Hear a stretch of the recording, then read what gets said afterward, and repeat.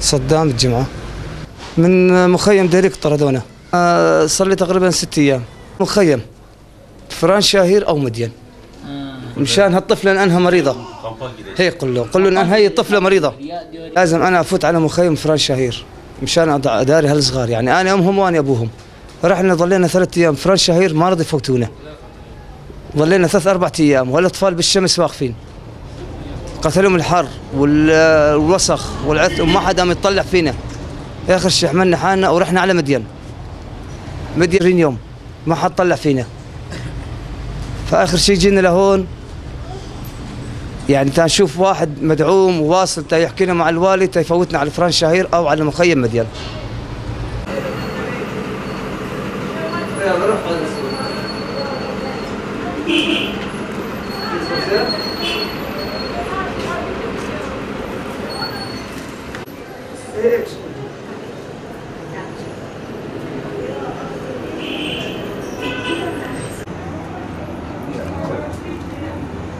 يلا يا اسطى كله